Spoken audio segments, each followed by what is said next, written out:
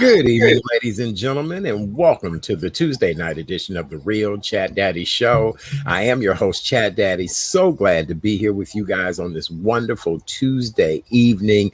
Is it the third day of March? Second day of March. Boy, I am rushing it. It is the second day of March 2021. It is Women's History Month. It's actually National Women's History Month. And so tonight, our entire show is dedicated to ladies first. We're going to talk about the amazing strides that ladies have made being the first, being unique, being different. We're going to have a lot of fun, but we're going to talk about how history has been made throughout the decades when it comes to women's and women equality.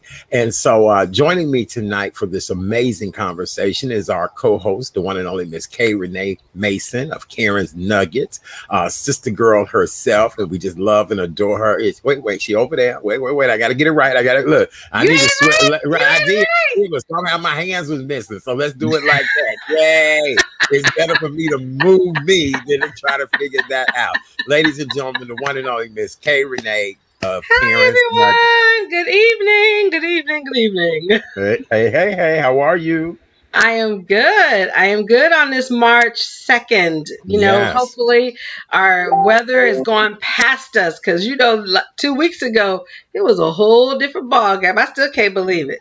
Yeah, we were shivering and chattering, and really, that's amazing. Even the studio in here was just freezing. I was under electric blankets and, trying to do the show. And people would never know that, we were kind of in igloo situations 2 weeks ago. But yeah, the weather is wonderful. Matter of fact, I've not had to sleep undercover for the last couple of nights because my place has just been so warm. So yeah, absolutely. Well, K Renée, you look great. Glad you're here.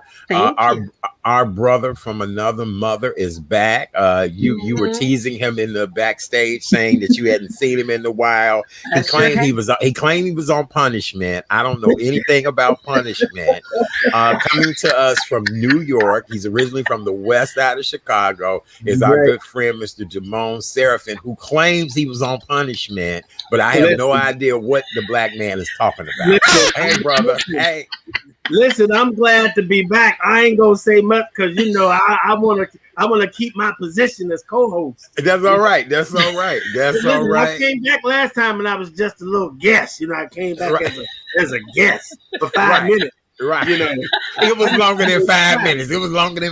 We don't do no 5 minute guests out here. Right. 15 minutes. Right. I need the whole time though. Yes. I'm glad to be back. The bishop is back in the house. Welcome back, Bishop. Welcome back. Hey, I miss you guys so much. It's so good to be back here to celebrate the sisters, the women, girls. That's right. Women. That's women. right.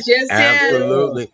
Yeah. Bishop, the last time you were here with us as a co-host, you had to go to the hospital. You were a little ill there. You had some things going on. You and your lovely wife have just had a wedding anniversary. So you are never on punishment with us. We saw your life happen. and so we just So we just want to right. Yes. So how are you and how's everything and the missus and the family? Praise God, brother, Chat Daddy. I am 100% well.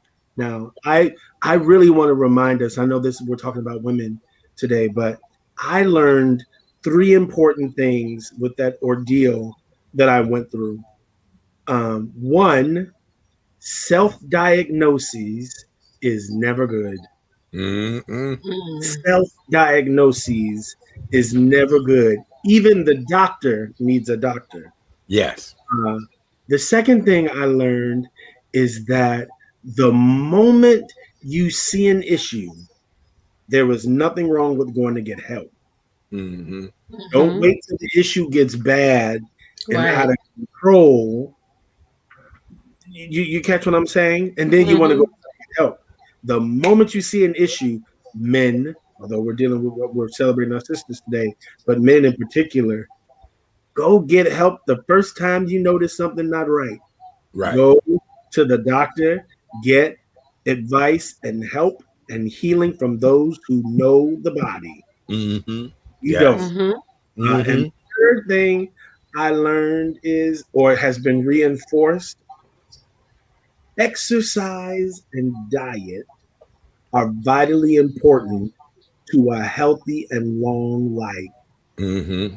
Had I not been in an exercise routine, that thing could have killed me. Wow. It was and again, Bishop, this was not COVID, not to cut you off. So it you did was not not have COVID. COVID. It Right. was not COVID. I don't want to give Okay. you all the gory details, but that infection that I had threw everything off kilter. Mm-hmm. I'm not a diabetic, but I went into the hospital with glucose levels upwards of 400. Wow. Wow. Wow. 120 is regular. Yeah. Okay. They were surprised that I came in the ambulance. They're like, if you had stayed home and just kind of got the other thing under control, I would have gone to sleep and died. Had a stroke at best, died at worst. Wow. Wow. And the only thing that saved me, besides going in, was that I had already started this regimen of like getting my body in order. And so that was the saving grace for me. So don't self-diagnose. The moment you see an issue, go deal with the issue. And we've got to do better by our diet and exercise. Wow, interesting. You know, Bishop, that's a kind of amazing. You just said what you said about the self-diagnoses. I was so worried and stressed out about a friend 2 Fridays ago. Friday before last, that by the time I was able to really get some shut-eye, I had kept Googling all of the feelings and things that I was going through, that I ended up, before going to bed, I was diagnosing myself with scarlet fever. That's how right. No, that's listen, how worried I was about that situation. You know what I'm saying? I made friends with my doctor, Art, and let me tell you what my doctor said. Stay off of WebMD. Right. Yes. Right. Stay off the Googleizations. Yes. Don't Google. Right. Get to the doctor. They know. Right. They're trained to find out. We go to WebMD and we trying to treat scarlet fever. Right. And we sitting over here with diabetes. Yeah, which is true. Now you gotta get amputated or whatever. Right. So yeah, don't mess around with it. Very good. Well, we're so glad to see that you are better. You're back. You look great. Congratulations to you and the wife on the wedding anniversary. And doing celebrations and things during a pandemic is not the easiest thing. We had a wonderful show last night as we paid tribute to actress and comedian Erica Watson, who passed away. You being a very pivotal person in Broadway there in New York, just to lose somebody like Erica to COVID yesterday. I knew Erica. Oh, I'm sure. And one of her good friends, Mr. Kevin Murray, was on last night, and he was just saying, he didn't want any of us to travel and don't go and do any things and all of that. But it seems as if our world is now opening back up. I just read today where Texas and Mississippi have removed the mask mandates, and I'm thinking to myself, what the hell is y'all doing in Texas and Mississippi? Right, both of y'all is shaking your head at the same time. Can we talk about that? And on this show, we said we will be wearing masks until Juvember of 2025. This is our saying. Right, we will be wearing masks until Juvember. Look, come on now. Look. Hello, it's me. Right. And here's the deal. Got them to match outfits, everything. Right. Look good in them. Look, got my swag in a mask. I have no problem with wearing a mask from now into Juvember of 2025. Yes, sir. So what do you think about Mississippi and Texas lifting this ban on these masks, K Renée? Well, let me just say this about Mississippi, because my father was born in Mississippi. Mississippi is still one of the most impoverished states in the Union. And it has the most African-American population, I'm sure. You both know where I'm about to go with this. It's bad enough people don't like to wear masks in the first damn place, right? I don't know what they're thinking. I have a saying, CSFB, Cal Snit for brains. Right. And that's why I think that's where it's going. I mean, Texas, come on now, Texas. Y'all just had a major snowstorm. You had your energy bills over people paying $9,000-$10,000 worth of energy with the power cut off. Couldn't get no food. And now Governor Abbott of Texas said, "Oh, we're going to just relinquish a little bit from the mask mandate." Mm-hmm. Really? I mean, I have family, I have friends in Dallas, Houston, Austin, San Antonio.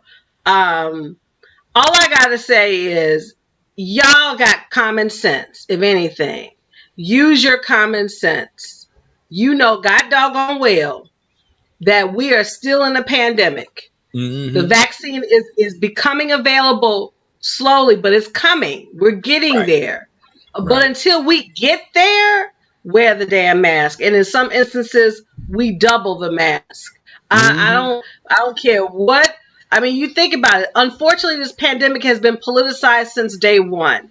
Right. And you've got to be able. There's over 500,000 people have died from this virus. This virus is no joke. It knows no color. It knows no age. It knows whether you fat, skinny, tall, short, polka dot, black, white, green. It doesn't matter. Right. And I'm just really getting sick and tired of some so-called political people making these statements. As I said, Mississippi, y'all just better have some common sense. That's all I got to say. Mm-hmm. DeMone, what do you think about this as well too? Nina Simone wrote a wonderful song. It's a beautiful, powerful protest song. Everybody knows about Mississippi. Goddamn. Mm-hmm. Mississippi, goddamn. And that's what I say about Mississippi. They didn't dub me the cussing bishop now. K Renée, right. Bishop. And so since that's what it is, that's what it is. Yeah. Mississippi, goddamn. Yeah. Yeah. You absolutely. We're getting into a phase where this pandemic has been monetized. And so now there's monies connected to telling people, go ahead, take your mask off.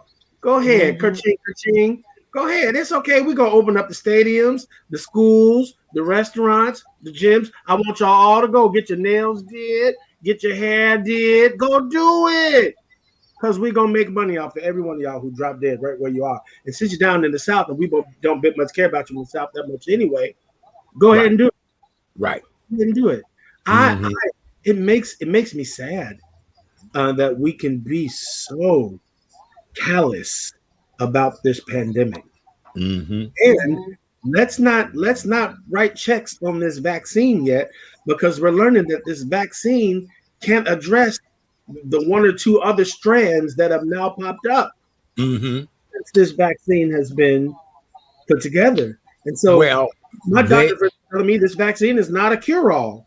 Right. Well, they've made it perfectly clear that this vaccine may require you to have booster shots, may require you, to get other things done. I think the most important thing right now is for us to get to herd immunity, at least get enough people that have been vaccinated that, again, with, wearing the mask and still doing the right thing, social distance and sanitizing, I could live my life like that. I've been living my life like that. It's just that I don't necessarily think that removing these masks right now might be the best thing ever. And then I know, out of just fear of going through a year of not knowing and scared and people dying and all of that, I'm in no particular hurry to remove a mask in public. You get what I'm saying? Yeah, unless I'm seated at a restaurant or something like that, but not just walking around willy-nilly in public with people. It will not happen. I'm not interested like that. We've said this before, and I think it's interesting. In the wintertime, we go out and we got scarves wrapped around our whole head. Remember? You used to wrap around, especially in Chicago, we don't want that honk to get at you. Right? Right. But now, because there's been a mandate, someone done told your black and brown and white hips to put a mask on, and now all of a sudden it's uncomfortable. The ones who are all covered up with those heavy cotton wool scarves, and no one made you do that. That is fashionable. It's protecting you from that hawk. But the moment someone tells you, you got to put on a mask. You got there's a pastor I think this pastor's in Texas. I can't remember his name. There's a video going around, him in this kind of motorcycle get up, white pastor. He says, I'm not scared of COVID. I'm not scared of COVID, and we are sons and daughters of God in the earth. And I'm not scared. This government's got you running around here scared. Here's what he said, and you're acting like a bunch of, sounds like Tussie. Yes. You're acting like a bunch of tussies. Right. Isn't that amazing? I said, now I wonder when this man's gonna drop dead from COVID. He ain't scared. And he's encouraging, and this is a large church.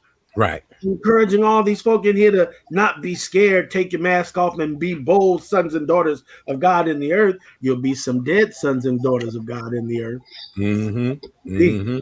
I think we can't be so irresponsible. We can't be so cavalier with this thing. No, we cannot. I agree. And I know we want to get out of it. I know a year's a long time, but eternity is a long time too. And if you ain't ready to jet out of here so quick, put that mask on, because people are still dying. That's right. That's right. You're absolutely right. Today. Illinois public health officials said today that 1,577 new confirmed or probable cases of COVID-19 surfaced in the last 24 hours. Unfortunately, we had 47 additional fatalities.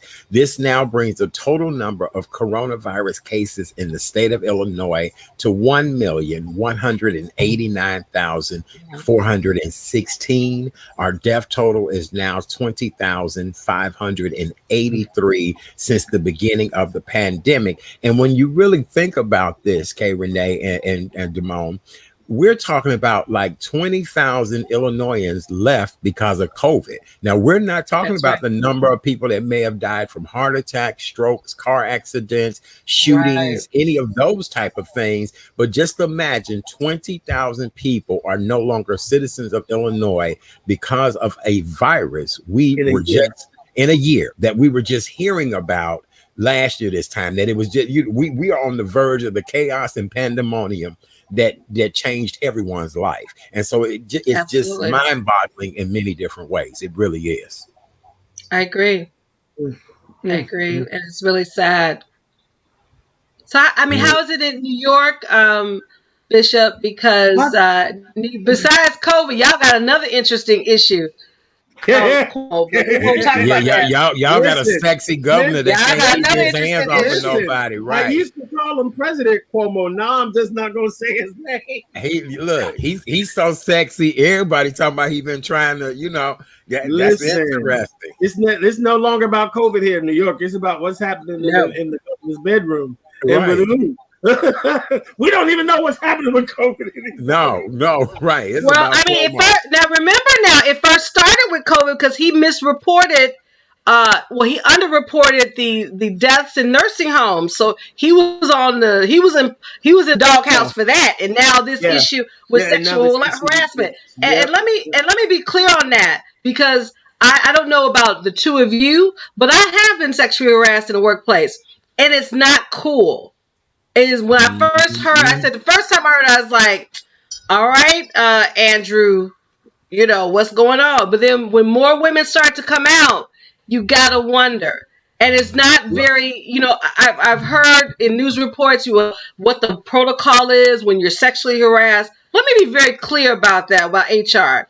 HR is not really for the employee. No. They're for the company. Yes. And once you open up that, you are vilified, you're ostracized. It's unfortunate, but it happens. And even, we talk about Women's History Month, and I'm sure hopefully maybe one day this month you will talk about that, because that's really important for women, even men, but definitely women. When you've been harassed sexually, how do you deal with that? Because that can mess with you internally, emotionally, all that. So if he did what they're thinking he did, he needs to step down and let someone else take over. And that's just my opinion. I will say this. I don't know. So I'm always quick to put allegedly in front of things like that.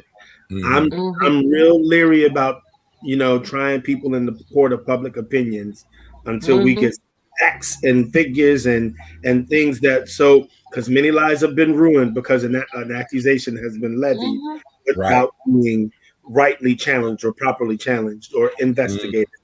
But I will say this, and I agree with you on this. If those cases are substantiated and he is indeed guilty of that, then I think it was Troop who said, I'm saying bye-bye, bye-bye, brother. He got to go. There's no room for that kind of behavior. That and the kind of lowballing the number of deaths in the nursing homes, that has been substantiated. Right. Yeah. At one point, he was our president. We looked to Brother Andrew because he was leading the way. He was leading the way.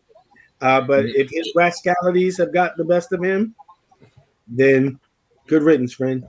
Yeah. Even his brother Chris can't report on him. There was an article about, because Chris is very well known in CNN, and of course CNN has reported that. But when he comes on his nightly talk show, he will not report. I guess that will bear the question. You're in the public eye, right? You have a family member who maybe also in the public eye who's done some naughty things.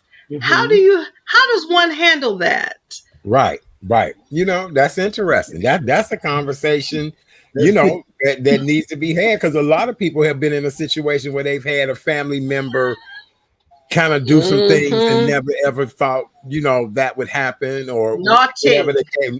Naughty. No, well, even sometimes murder, or you know what I'm saying? A lot of things. So I mean, we've had this conversation when it comes to the gun violence and hiding and protecting those fools who are out there perpetrating the violence. Families are quick to be quiet, but as celebrity or those who are in high office, again, I think people are like, let me see some receipts, because this can go either way. We open up our mouths and it's not right. That's a whole other story. We open up our mouths and it is right. That's a whole. So I mean, his brother's in a pickle. His brother is in a pickle. Just like, no pun intended, but his pickle done got him in trouble. His pickle got him in trouble. Right. His pickle got him in trouble. Our faithful viewer Lynn has a wonderful comment. She said people like Cuomo talking about COVID in the beginning because they weren't getting any info from the White House. But most days he have just gotten key points across in 10 minutes or less. But he went on for an hour. Yeah, absolutely. You're right about that. Yeah, you're right, Lynn. Absolutely. Watika made a very valid point. She said innocent until proven guilty, but that photo of him holding a woman's face didn't look good. And here's another thing. When you are in the public eye, you also have to be very careful if people are trying to sabotage you. Could this be a ploy? DeMone, you and I both know this, being gentlemen that people love and adore. I mean, I tell people I'm glad I am who I am, because I've had men, if I hug their wife in public, cut their eyes or get mad or upset or whatever. And I'm like, dude, I'm your wife's friend. Like, hey, friend, not, not trying to hit it, or know what I mean? And so a lot of times that becomes very tricky and messy, and people do try to attack you for things. You know what I'm saying? So I'm a straight man in this industry, as a director and an actor, and certainly as a director, to keep myself safe. I'm very loud about everything I do. And now I'm touching your shoulder. Do I have consent to touch your shoulder and move you down stage right? And then I'm going back to my director's table. I'm going to now turn you and adjust you. Everyone's like, you have to be careful, because it's so easy. One false move, you piss somebody off one good way, and it's all downhill. So when I'm interacting with people, especially women, I make every move big, bold, and clear. So there's no room that if someone comes up and says, oh, he touched me in a certain way in a rehearsal room, I got 10, 15 other folk who like, no, the joke was he wasn't trying to touch you. So I keep myself safe in that way, because it's so easy for things to get misconstrued, or if it is true and you're having this kind of behavior, you leave yourself wide open for this very moment, because what's done in the dark will swiftly come to light. Right. And it wasn't just the way he touched the women. He asked certain questions, saying, how do you feel about dating older men? Those type of questions are very inappropriate. And so it's not just the actual using of your hands, but when you ask questions like, have you considered dating older men? Or, what do you think about this? And I'm like, come on now. Yeah. There are certainly conversations that I don't engage, K Renée. You just can't have. That we used to be able to, though. Listen, it was nothing back in the day for actors and artists come in, kiss each other, hold each other, slap each other on the butt. I don't do none of that stuff no more. Mm-hmm. I ask you, hey, are you married? Nope. Because that simple question used to be, hey, are you married? Oh, right. He asked me, am I married? What you trying to do? You trying to get my? Nope. I don't even do that anymore. Things we used to do, what the old church songs say, things I used to do. I don't do it no more. Right. I don't do it no more. Right. Up in the least bit. Yes. Well, K Renée, I definitely want you to know we sympathize with you. Yes, our hearts go out, to just be in that situation. I know a lot of women who have been in your situation. I know a few men that have been sexually harassed or abused by women. And when they went to say something about it, people laughed and shunned them. And so it is a very precocious situation to be in. And just please understand, I know I speak on behalf of myself, and I'm sure DeMone, we stand behind you, and Absolutely. we feel your pain, and thank you for sharing your story with us. Yeah, absolutely. I think. What was that, DeMone? I said sometimes you were freezing, and I was like, wait a minute. I hope she knows we on her side. To look like you. No. Here's the thing, though, guys. I think, now that we're in in 2021, the Me Too movement is still alive and kicking. It's up to women and men to use your voice. And if I can use my voice, if I've been through things I'm going to be very vocal about that, because I love myself enough to know what's right is right and what's wrong is wrong. And you both eloquently said what's done in the dark, it will always come to light. Right. Period. Yes. So it's unfortunate we live in a situation where, I've been telling sisters too, listen, keep that phone on when you have to go to meetings. Listen, first of all, there's no reason to take a meeting in a hotel room to discuss a script. But if you're going to go to the hotel room to discuss a script, then you better keep a device on, keep yourself protected. Right. Keep yourself protected so that there's no question about the thing that you're levying, because you've got receipts. Because in this day and age, you better have receipts. And we both, I can't speak for Art, but I know I am the queen of receipts. Trust and believe that. I am too. I am. Look, we actually had this conversation on the show last week when we were talking about something, and K Renée, you did mention it. I said, "Oh no, I am the king of receipts as well too." I keep everything, every proof, evidence, everything, because we live in a world now where if you get caught up in something, you've got to vindicate yourself, and that's why I keep everything. You almost become a pack rat because you're so busy trying to keep things just in case shit hits the fan. You know what I'm saying? That's right.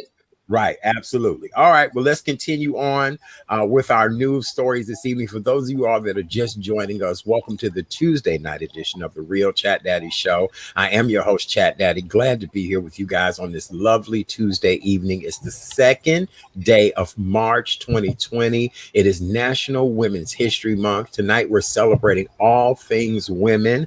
Coming up in the show just a little bit, we're going to share some historical facts, some firsts, some things like that. And so hanging out with me tonight is our amazing co-host, the one and only Miss K Renée Mason. Yay! Hello. Knowledge in the box below. Over there is my brother, Mr. DeMone Serafin. He's coming to us out of New York. He's originally from the west side of Chicago. west side of Chicago. For those of you all that are joining us on Twitch this evening, we'd like to say hello. This is our second night of broadcasting on Twitch, and we really appreciate being on this platform as well too. And TikTok does not have where we can stream there yet, but I am on TikTok now. So if you guys want to follow me on TikTok, it's ChatDaddy_1 on TikTok, and I'm actually having a lot of fun on TikTok. So all right, I see that you are having a lot of fun. Yeah, and the funniest thing is, as I said, I'm thinking is, I would have to dance and do whatever. No, you can put all kind of compilations together, pictures, video, music. I just love it. So I'm TikTok addicted now. So that's bad. Right. Isn't that horrible? Right. So you guys will probably be seeing fewer TikToks coming from me. So yes. All right. Well, with that being said, we're talking about hot topics and news stories of the day. We want to acknowledge the fact that today is World Teen Mental Health Awareness Day. Last night, we had Dr. Wanda Parker on the show of Wanda's Therapy and Consulting, and she was here to talk to us about self-care, how to take care of ourselves. And we did all of this in memory of our good friend, Miss Erica Watson. And so we just want to remind anyone that if you have a teen that is experiencing any type of trouble. I've had quite a few friends who their teen children have committed suicide recently. Dr. Laura Berman, famous relationship and sex expert, her son just died from a drug overdose in his bedroom. And so we just want to remind anyone to please reach out to our young people, see if they're struggling and suffering. And if they are thinking about committing suicide, or if you know anybody that's thinking about committing suicide, here is the number to the National Suicide Prevention Lifeline. That's 800-273-8255. Again, that's 800-273-8255. And we'll put the number up on the screen a little bit later in the show as well, too. All right. Well, I got that out the way. We had a legend to die today. Would anybody like to talk about the life of Jordan? Who wants to go? Jordan. We'll let Bishop go. Go ahead, Bishop. I met the man twice, and to be did you? Okay. Oh yeah, and to be in his presence is to be in the presence of a legend. I didn't know him deeply, but his contributions certainly to the movement are deep and profound.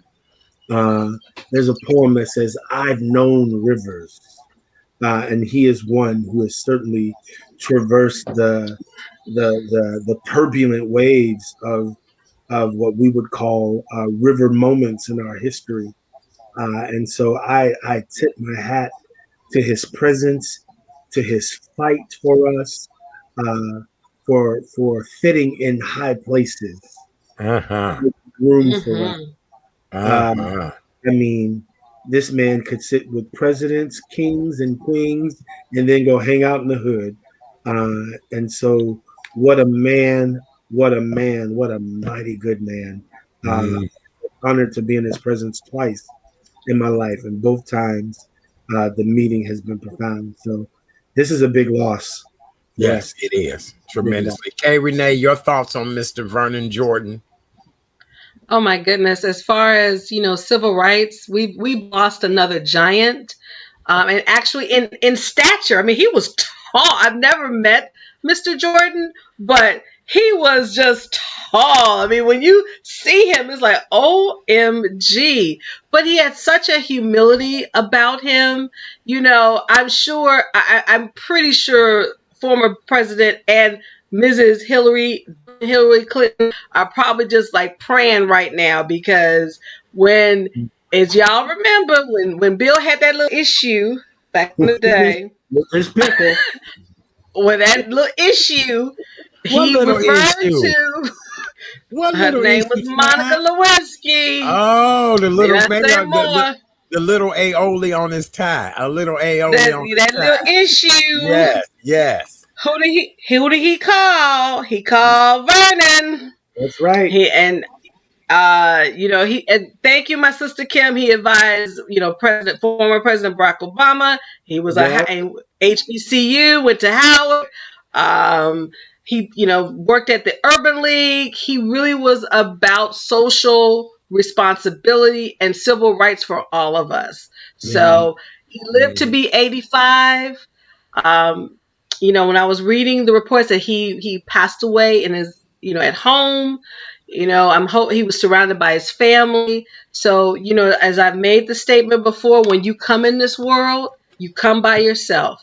When you leave in this world, you're going to leave by yourself. Yeah. So while in this world, live with purpose, passion, and praise. And he exemplified all those three things. God rest his soul and rest in power, Mr. Vernon Jordan. Yes, indeed. Very good. Yes, well, Mr. Jordan, of course, was an Atlanta native. He did become a lawyer. He graduated from Howard's Law School. He worked for the NAACP. He worked for UNCF, and he was at the helm of the National Urban League for a decade. As you guys all know, a huge civil rights advocate. I remember him when he was at the law firm of Atkin, Gump, Strauss, Hauser, and Field, I think it was one of the most powerful firms in New York. He was a trusted advisor, as we said, to Bill Clinton, just an all-around great man. And as you said, K Renée, of stature, height-wise, and just of presence and all of that. And he truly, truly will be missed. Mr. Vernon Jordan, dead at, what was his age that he passed at, K Renée? 85 years old. 85 years old. My prayers go out to his widow, Miss Ann Dibble Jordan, because he married twice, and that was his second wife. So my prayers go out to her and his family. Yeah, and those hundreds, even thousands of students, Black students, who were able to get an education because of the doors that he opened through the United Negro Absolutely. College. Yeah. Yes. The lives that he touched because he fought so valiantly and so hard to make sure that we can all attain academically, educationally. That's a huge. Yes, it is. Yes, it is. Yes, it is. Yes. Benefited, very good. Yep. All right. Well, Chicagoans, the time has finally come. This afternoon, Mayor Lori Lightfoot announced that Chicago restaurants can now be at 50% capacity or 50 people per room, depending on the structure of the restaurant. So if a restaurant has 2 dining areas, whatever the case may be, we're now back open at 50%. Liquor stores will allow to be able to sell alcohol until 11 p.m. now. Bars will be able to stay open to 1 a.m. And fitness classes can now be up to 20 people per fitness class. And so this will all take place as of now. A lot of restaurants and places are trying to get themselves back together to be able to wait on customers and have service. Table capacity at indoor and outdoor dining booths will have to stay capped at 6 people, and there will still have to be a 6 feet distance between tables and parties. But now we've increased to 50% capacity. So all right, let me ask you this. Will reservations also still be required? I would think so, right? You know what? I would imagine. I don't go any particular place now unless I know it's someplace I can go in, grab the food, and come out without making a reservation. Not that I'm promoting open table or any of those type of things, but I just do that now so that I'm able to have a reservation. I'm not, able to sit 2-3 hours in a car waiting to get in or on luck or chance. So if some place does take reservations, then I'll make a reservation. If they don't take reservation, I still will get carry out and bring it home. You know what I'm saying? So, and then there are certain restaurants that, the managers know me, and I'm the type of person, let's say you and I are going to have lunch Saturday, I will be calling them tomorrow and saying, hey, by the way, me and 3 people are coming for lunch Saturday, and they'll accommodate me. But I just don't think I would walk into just someplace willy-nilly on a Friday night, because you can't sit there and wait. You know what I'm saying? You would have to go to your car. Exactly. A lot of places are giving those pagers like they give you at Red Lobster, and you can go sit in your car and do whatever. So yes. DeMone, what were you going to say about all of this? Get out. Get out. Stay home. Don't do it. Don't fall for the okie doke. It's not worth it. I get it. Businesses need to come back, and I understand it. But again, is being able to sit out in a restaurant worth your life? Just, because let's tell the truth. You're going to go in these restaurants, ain't nobody wearing no masks. We've upped the numbers. We haven't done that here in New York yet. So Chicago, don't fall for it. It's too dangerous. You all even haven't even been vaccinated yet. Everybody ain't been vaccinated in Chicago yet. Nowhere near. It's too soon. It's too soon. Order your food from Grubhub and sit your hips down. Really? You weren't working out no way, so you ain't dying to go to no doggone gym. You got weights at home. Lift them at home. Mm-hmm. Lift them at home. Listen, I'm one. I like to be out and about. I like to be out and about, but I'm not trying to be all enclosed with 50 people, 6 people. I'm not trying. Debbie Green, come on and speak on it. I'm not trying to do it. And I think it's. I know a year feels like a long time, but I'm telling you, an eternity in your grave is much longer than a year. We can take our time. Take your time. At least get the people vaccinated. Mm-hmm. Vaccinated. K Renée, what are your thoughts on this? I'm like you, Art. If I need to pick up a carry out, I will do that. And I'm just very cautious still. The last time I was actually out with my sisters was in September, and it was 6 of us, and we were practically social distance in the suburbs in Orland Park. And I miss that? Yes, but I love me more, and I love my life. I want to be healthy. If I'm getting together with a person, it's either 1 or 2, and we are practicing that social distance at home, at a house, not necessarily going out. I know it's going to be very interesting come spring break, because that's what everybody's worried about, because spring break is going to happen. Folks going to be going down to Florida, trying to get their sun on. Spring break is happening in Florida right now.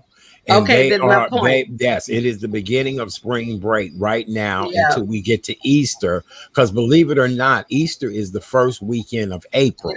So we're in the kickoff of spring break, and the mayor of Miami and people in Southern Florida, they have been doing a lot of campaigns of don't come down here expecting wild parties, things like that. When I was in Miami in November, things were very much scaled back and very COVID safe.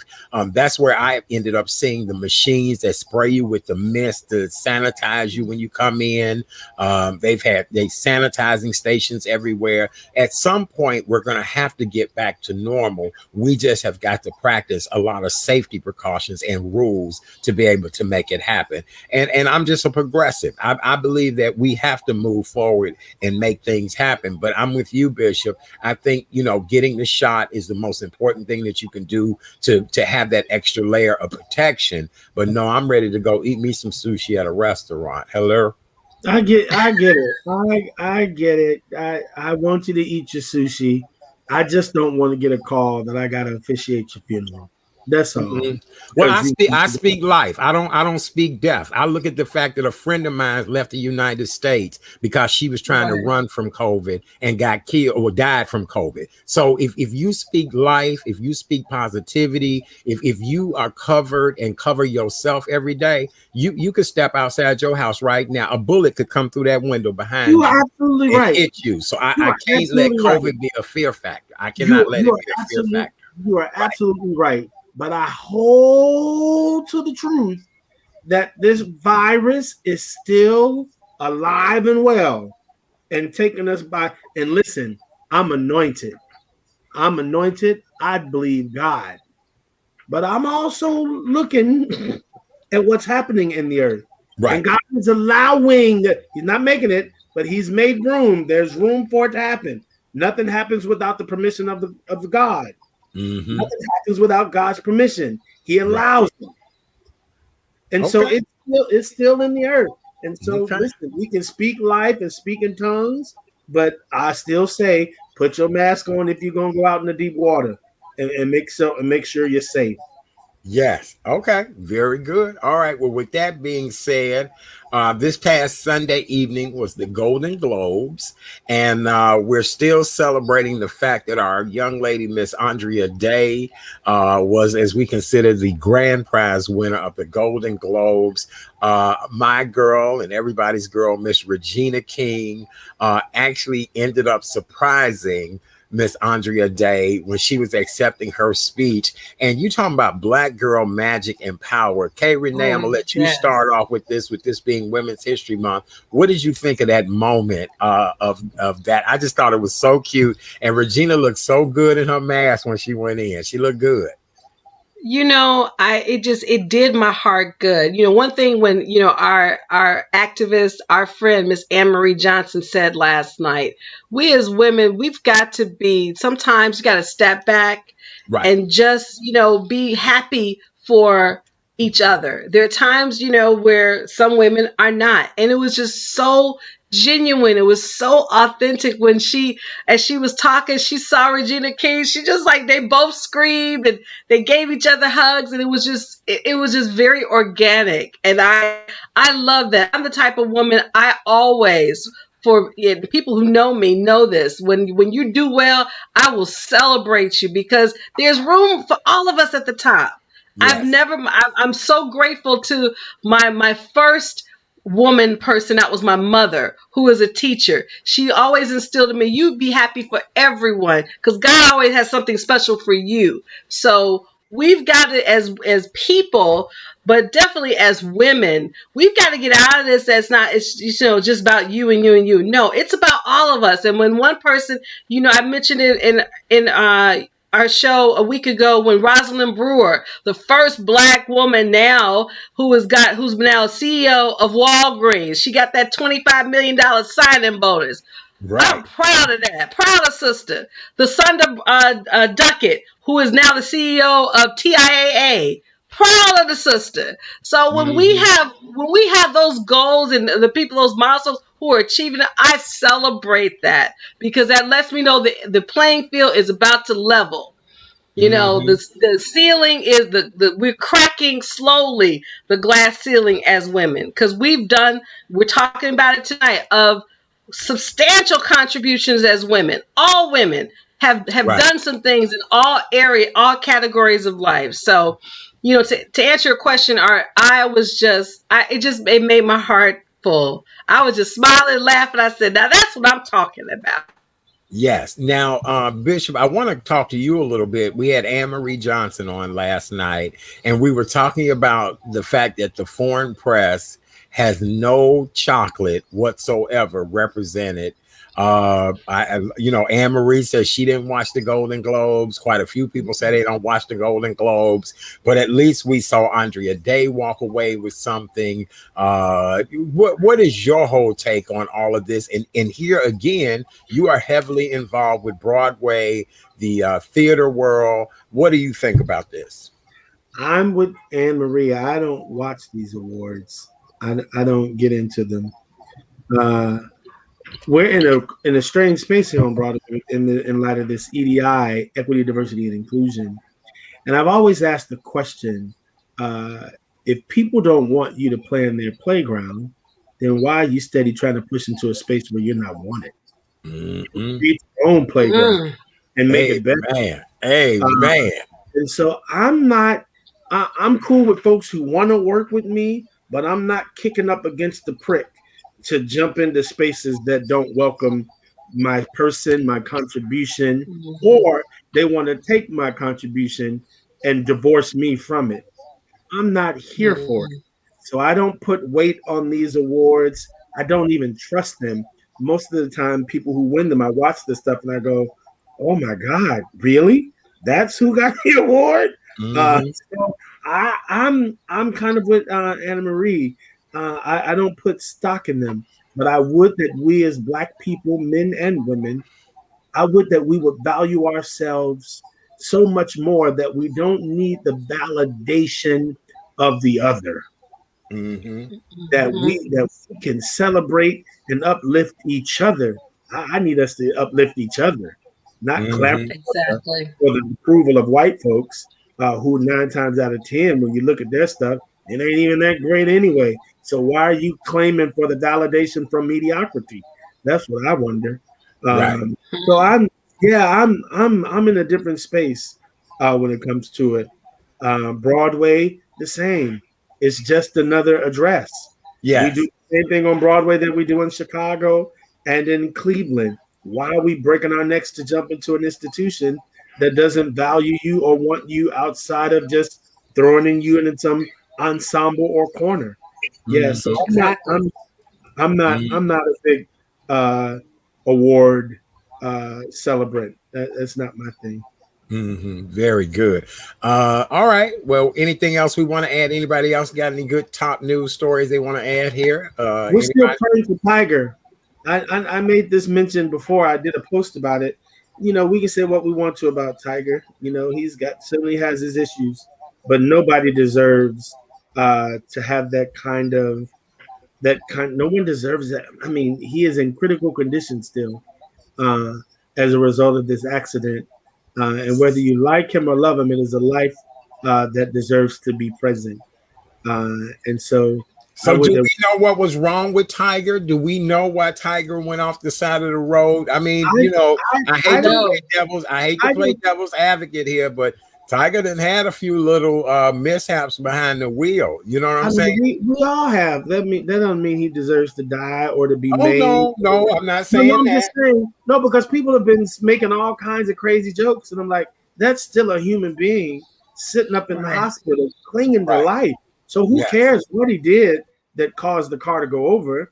The point of the matter is the brother is clinging on, fighting for his life. So we need to pray. We need to pray. That God heals and that he's able to be restored. All that other stuff is for Tiger to have an aha moment. Right. You know, we got to trust that Tiger will come out of this and go, hold up, wait a minute. I'm going to make some changes because this was too close to come. But it's not for us to judge him or be like, ooh, see, if he kept his pickle in his own jar or if he dealt with the brown I don't think that was it. I think, I'm just saying, these are the things that people are saying in the... Oh, no, I'm sure. Yeah. But the thing about it, what's going to be challenging for Tiger is the healing process. He is an athlete and always been in top condition. I agree with you, Bishop.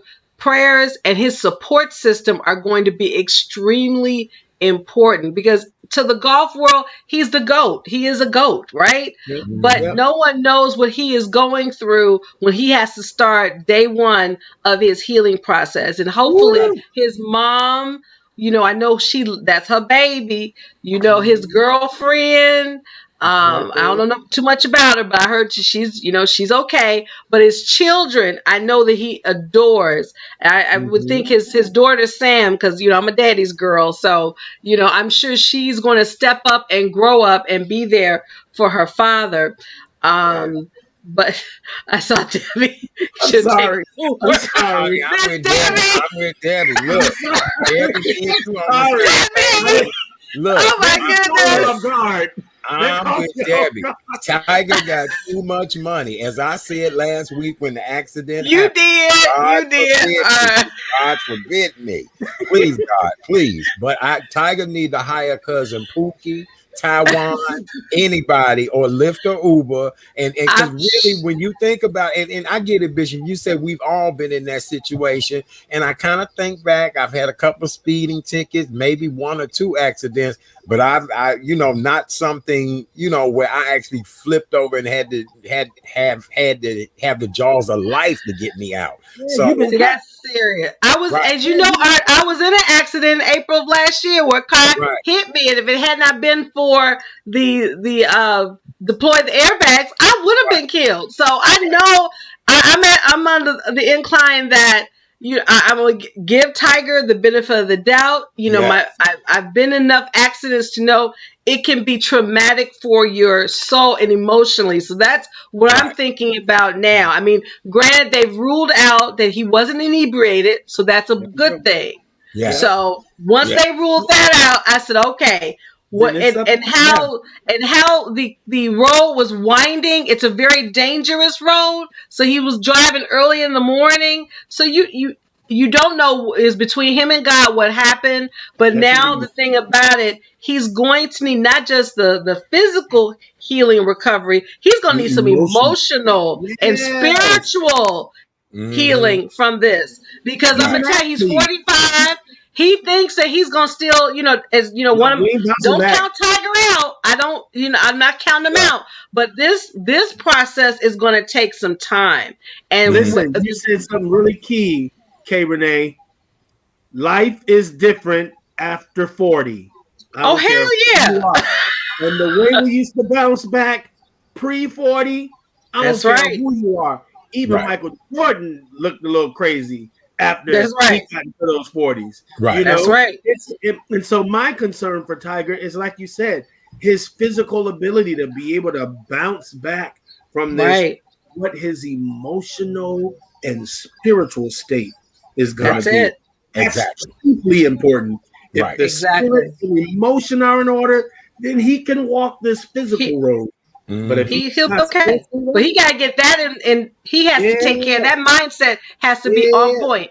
And who he brings around him, that support system, is going to be very crucial. And how much you want to bet, Art and DeMone, that Mama Wood's going to be like, that girlfriend may be all right for something.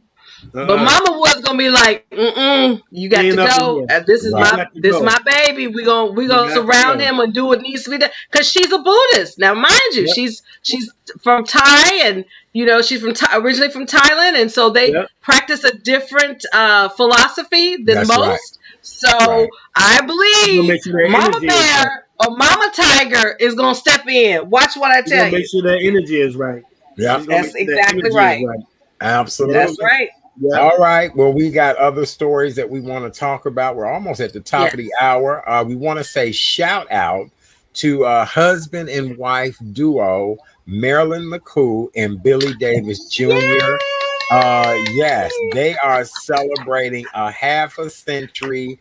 A half a century ago, One Less Bell to Answer was a smash hit for the Fifth Dimensions. And lead vocalist Marilyn McCoo never touched the nerve of the timeless torch song, which we all know. And so here's the deal. Can you imagine they've been together that long now? Isn't that wonderful? Here's the thing. I actually saw them recently. They were doing CBS This Morning, and she was singing One Less Bell to Answer. I was like, oh, heck yeah. I get to relate to that. And the love that both of them exhumed between the two of them, it just did my heart good, because she still looks good. Billy Davis looks good. In fact, they have a new album that's coming out. So I'm just 50 years. I've always said that's the kind of love I want to have. Amen. Listen, say it again. Listen, they look good, and the love is good. I'm like, that's what I want. That's what I want, man. I will never ever forget. They had an appearance here in Chicago. Oh, this had to have been a couple of years ago. And I'll never forget, it was a beautiful summer evening. And I was on my way to the event. And we had arrived at the same time. So I don't know if they had walked from their hotel or what, but they, were coming down the street and they were just talking with each other. And the conversation at first looked a little heated. And you know how you don't want to walk up to somebody, and it was all love. But when they got inside where the people and they were so just wonderful, because to see them outside, I was like, Mama looked like she's a little upset tonight. And whatever it was, she was expressing herself. But when they got in there, they were so charming and wonderful and good to just everybody that they met. And that was my one brush with Marilyn McCoo and Billy Davis Jr. And, he was from St. Louis, Missouri, born in St. Louis. He was raised on gospel music and the blues. He was in several groups, and he even ran a talent agency. And among his clients was a woman by the name of Anime Bullock. Anime Bullock. Anime Bullock. Just eat the cake. Anime. Isn't that something? Who turned out to be Tina Turner. And then Marilyn McCoo is originally from New Jersey. She's the daughter of two doctors, two physicians, and she chose not to become a doctor and to become a musician. And she moved to California, and that's where she met Davis. And that's how they became Marilyn McCoo and Billy Davis. And that's just so interesting. But the Fifth Dimensions, I just love the Age of Aquarius. Yeah. Oh my goodness. Their music is so timeless. As I said, the Torch song that you led into, that's one song. When things don't go right with her man, she'll be singing that song, one less bell to answer, one less egg to fry. I used to love that song. Right. I'm like, damn. I'm like, damn, when you break up with somebody, it's one leg egg to fry. It's one leg bell to answer. Look, you listen to that song, your relationship is really over. It's really, right. I know. Look, yes. And then my favorite, of course, by them was Up and Away and My Beautiful Balloon. That was the song that either Pan Am or TWA used as their advertising commercial song. Was Up and Away. Oh, really? Beautiful balloon. Yes. Oh my goodness. Yes, absolutely. Wow. The Fifth Dimension. So shout out to Marilyn McCoo and Billy Davis Jr. What's that? Yeah. Here it comes.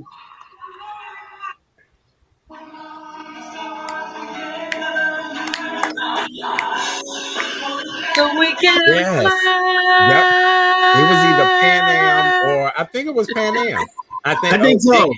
Digging in the Grass. That was a good one as well too. Yes, we used to love the Fifth Dimensions. Yes. And they just look so good. Yes, absolutely. Oh, thank you, Savas. Thank you. Yes, very good. Yes, Savas, that's right. Yes, very good. All right. Well, for those of you all that are just joining us, welcome to the Tuesday night edition of the Real Chat Daddy Show. I am your host, Chat Daddy. So glad to be here with you guys on this Tuesday evening. Believe it or not, we will be coming up on celebrating our 150th show very soon. We have completed 150 shows, and it has not even been a year's time yet. I started the Real Chat Daddy Show online 2 weeks after the shutdown of the pandemic, and give or take a few weeks off, a few nights off, some studio changes. I was just looking at the fact that Erica Watson was on the show 7 months ago as a co-host, and this room was so plain and pasty, and now it's a full-fledged studio, and so just look at how God has brought things along in a year's time. And so as you both know, April 3rd, I will be doing a wonderful 2-hour webinar that will teach people how to find out all of the inside secrets of getting you, your brand, organization, or product booked on TV shows.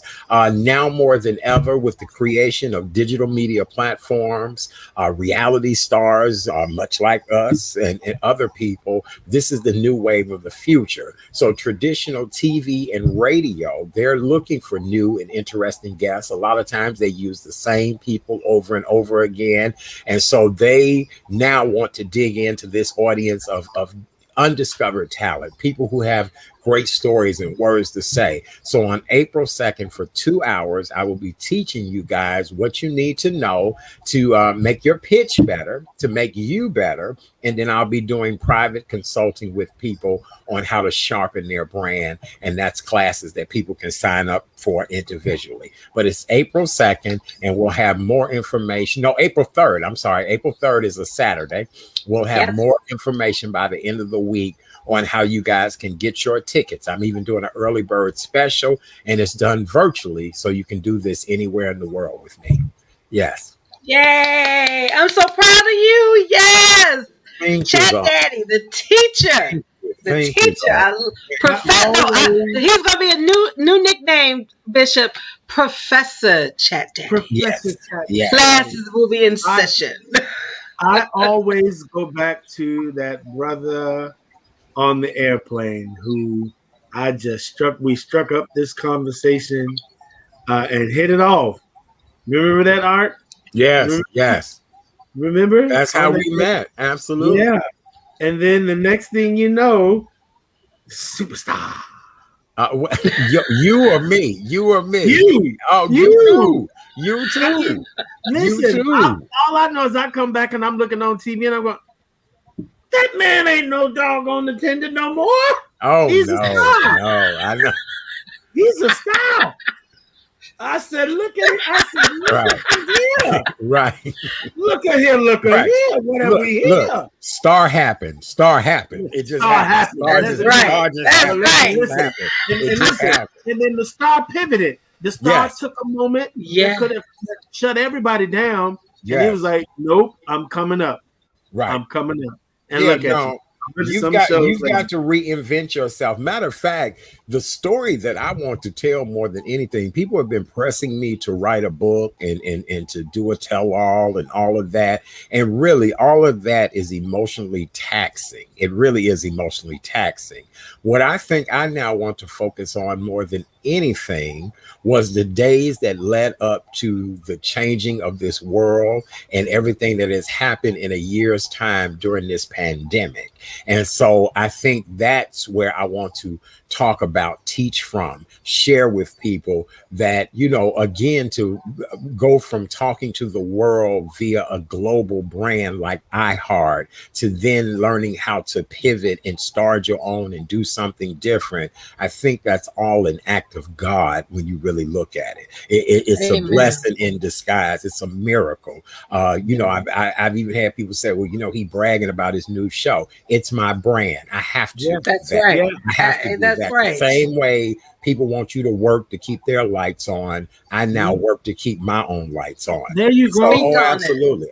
Preach. And so I want to talk about the just negative disdain that so many people put people through before this pandemic, and look at how God shut this thing down and gave us and leveled the playing field. And leveled the playing field. That's right. The playing field. So now those folks who were tossing shade, giving shade, are now trying to cut down the branches because they got need from the star. Do you understand me? Can I say that again?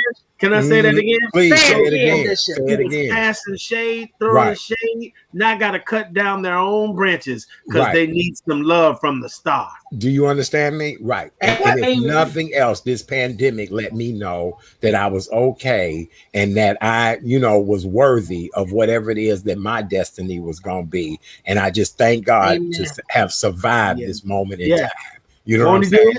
Won't he do it? So I'm hoping he will. Right, he will. I'm hoping people will join me April 3rd because I will share all the secrets. I think more people of Black and brown hue need to be featured on television. I think more of us need to be experts on things. Hell, if you get up and live a life in the hood every day, you're an expert on just surviving. Amen. Alone. That's right. Right. You just an expert on survival alone. Look, K Renée, how many times we've been doing this show and we didn't heard bullets go past and duck and then get back up. Right. We both have had that situation on what? Right. You know what's good about it, Art? You know what's good about it is your response to still want to give. Oh, absolutely. Oh, of course. You set yourself up for exponential blessings. It's like Joseph. Joseph's brothers came with need after there was a famine. And they were afraid to go to Joseph because they thought Joseph was going to turn it back on them. And he said, oh, no. I got you. You got all the food and all the water you need from me. Why? Right. Because what you meant for evil, God turned it around for my God means it for good. Yes. So I'm we about to go to church tonight. Come on, you understand me? Amen. That's my hoop. Now I'm telling you.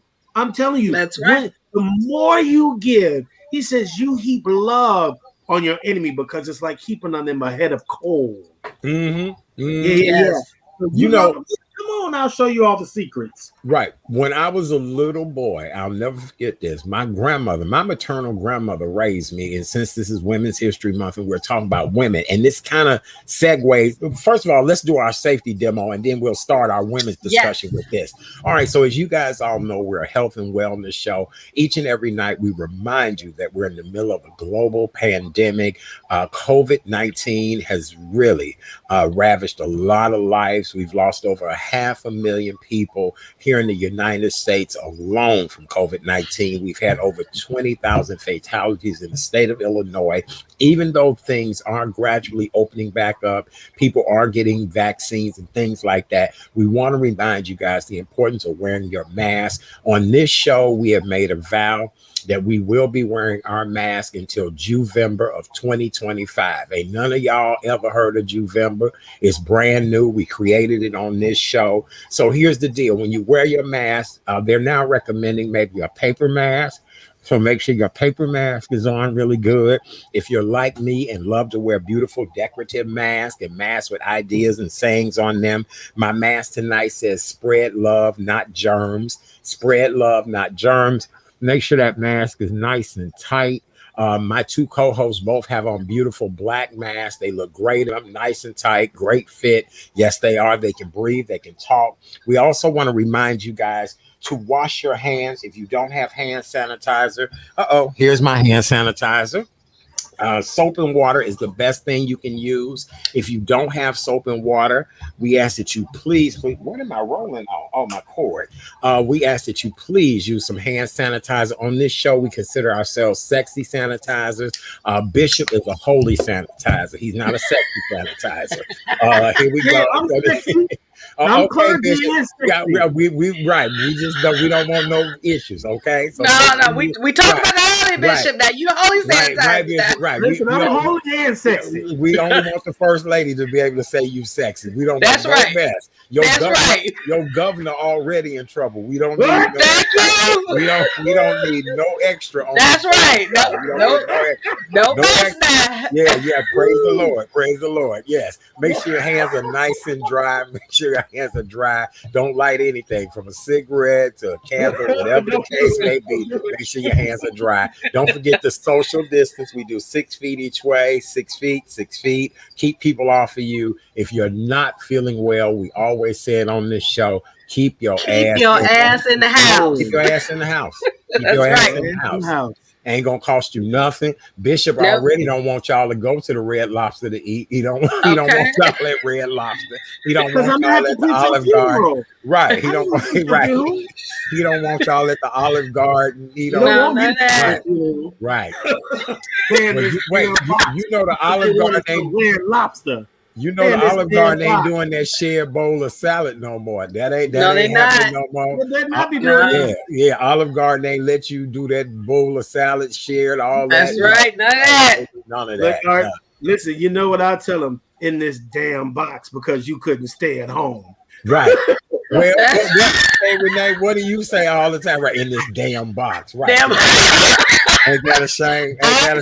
My saying is double masket or casket, your choice. It ain't just single mask, double masket or casket, okay? Right. Your choice. Your choice. Your choice of the matter. Okay, so Debbie is such a fool. Right. What you said, Debbie, Gibson's either. Right. Gibson's either. Yeah, no Gibson. Right. No McCormick and Schmidt. None of that. Okay. Yes.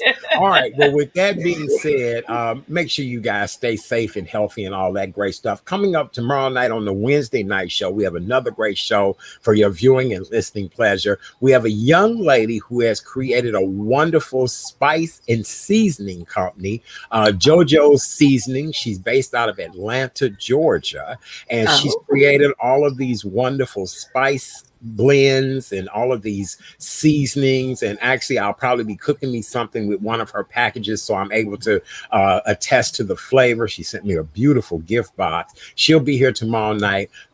Woman-owned, Women's History Month, that whole thing. And then our good friend, fitness expert Touche, our buddy, Mr. Tony Hill, is back tomorrow night. And Tony Hill is going to talk to us about getting tight and getting right.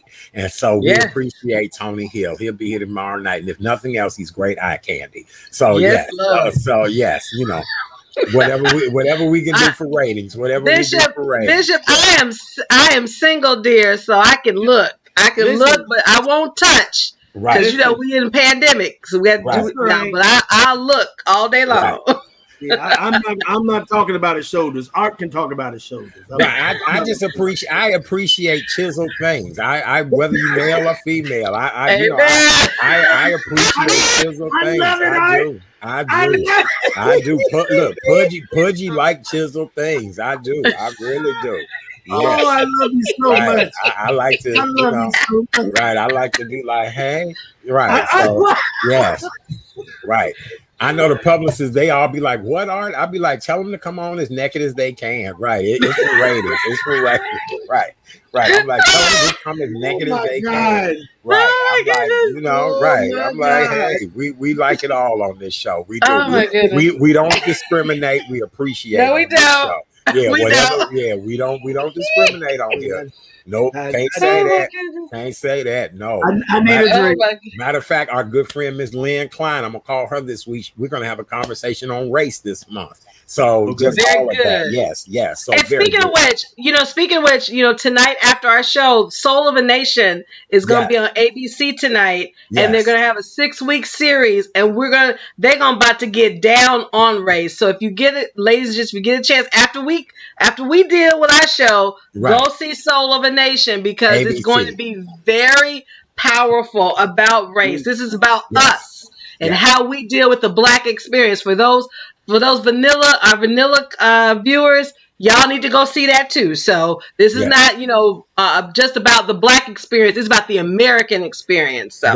Right. One of the reporters earlier today made a wonderful comment. He kind of said what you said, K Renée, about, listen, tonight's show is just not for Black people. It's for all people. All people. But he said, keep in mind, we cooking the barbecue, we making the potato salad. And we want the whole world to come and see about us tonight and in this 6-part series. So I'm excited about that as well, too. I really am.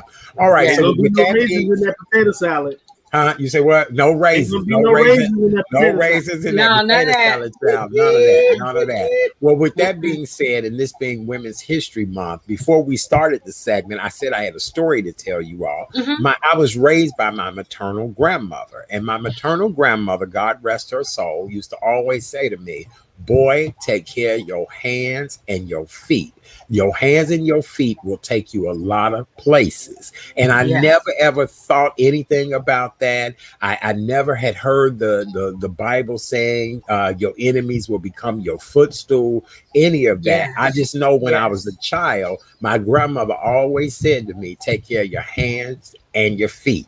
And I'm going to tell you the funniest thing. Meeting Bishop DeMone on an airplane, flight attendants are required to have great hands. You always have got to be manicured. You can only have jewelry a certain way. Your hands can't be all beat up, cut up, because you're dealing with the public. And so you had to have great hands. As I became older in life, getting pedicures, making sure my feet are great, soft, silky feet, that type of thing. Now I keep my feet in top condition, because you just never know who you might have to sit them on, because my enemies will become my footstool. And so it becomes a full circle story. And that's why I'm very critical and very particular about my hands and my feet. And my grandmother taught me that at a young age. Isn't that interesting? So that's a Women's History Month day.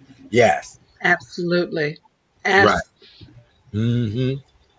Yeah, right. I need a manicure now, so that's why I ain't showing them, but I need one. You're going to take care of them tomorrow. I'm going to see my girl next week. Definitely take care of. Right. Yes. And it's funny you mentioned that, Art, because I've always kept my nails, when I was a little girl, but I will share the story. It wasn't until I saw a Black movie called Boomerang, and y'all remember the scene where Eddie Murphy had a date with Miss Layla Rashad, and they were in they were engulfed in, intimate activity.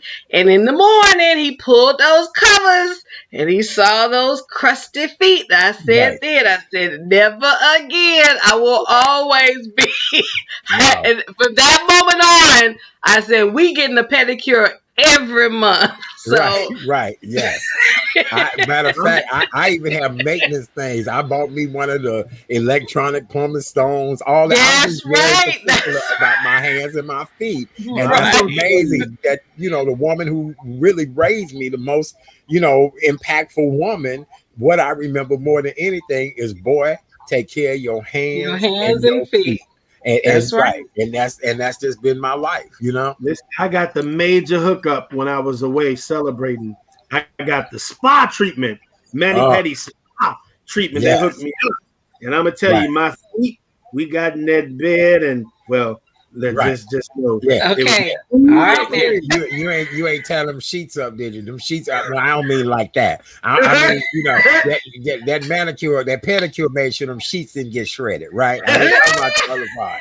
Right. Let me tell you, my Lord. Okay, so wait, Debbie got a great question before I go into this other question. She want to know, is it okay to keep your socks on during sex? If you keep those socks on. Yes. If your feet are cold, yes. Nothing wrong with that. Trust me. Keep those socks on. that too. But if your feet are cold, yes. I have no problem. And have I worn socks? Yes. But my feet always looking good. They just were cold. Right. That's all. Well, let me put it to you like this.